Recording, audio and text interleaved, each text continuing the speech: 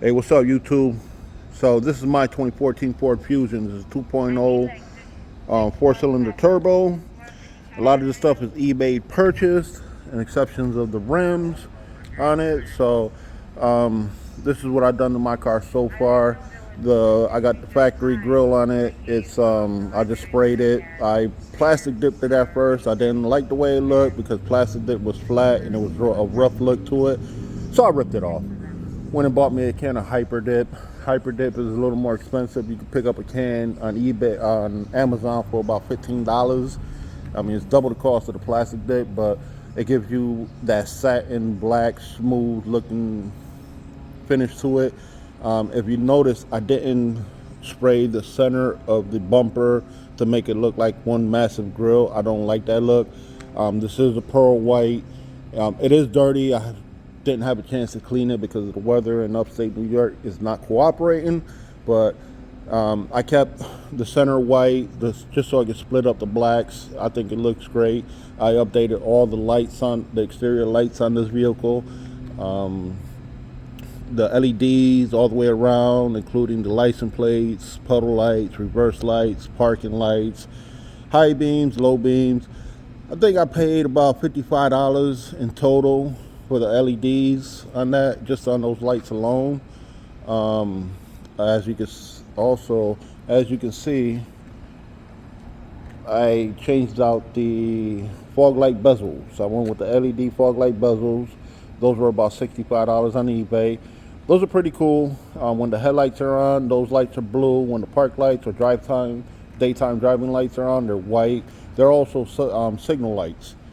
So, and then for the fog lights were a little more expensive because they're switchbacks. I actually found those on eBay for about $26. They had a real good review. I went and did a little research on them. They're called switchbacks. They can go from white to yellow whenever I want them to, and they're really bright. They're really bright. The only thing I'm trying to do is get it to the point where if I turn on my fog lights or when I go to my yellows, the LED bezels will shut off. So that way the blue and the yellow doesn't collide. But those fog lights, they're so bright they sort of like drown out the blue on them. So, but as soon as I figure that out, I will be doing that. I also got the splitter on it. This one here is my second splitter. The first splitter I had was one of those universal ones. You know, they overlapped each other. It didn't look good at all. I mean, it was freaking horrible. But one day I was driving on the expressway. I went over a bridge. I caught some wind, and that thing disintegrated. And I was sort of glad it did because it made me go buy a splitter that actually fits on this car. Now, this splitter here actually fits on this car. It has the shape of the bumper. That way, when you go put it on, it actually hugs the side of the bumper, and it has the proper notches on it.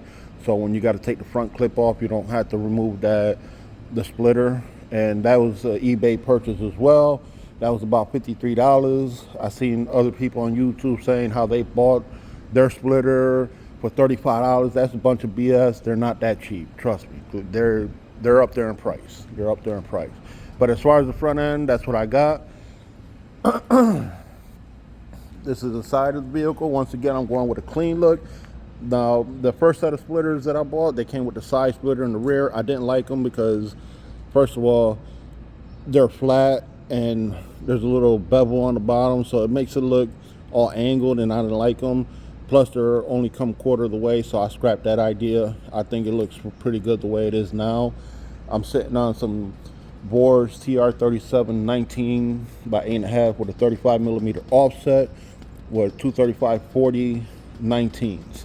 Now, originally this car, this one in particular, it comes with already 19-inch wheels, 19 by 8.5s with a 55 millimeter offset with the same size tires. I went with the 35 because I wanted the flush look with the factories. They look tucked in, so, and it looks nice with the factories too, but it looks even better with these on here.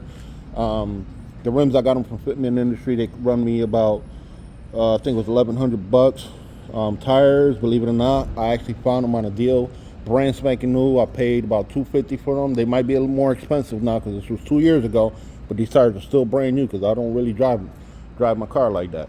So I have a 3/4 inch drop on it by Godspeed. I'm sorry, Godspeed Loring Springs. That cost me about 2 and a quarter on eBay, and I have Monroe SensorTrack shock absorbers on it. Now they say you're not supposed to run regular shock absorbers with Loring Springs because it kills the lifespan of the shock.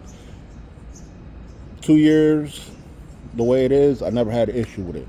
So, I mean, the ride is very smooth. So, and the other thing I did to this was just added some mud flaps. I got tired of the tire wet splashing on the white.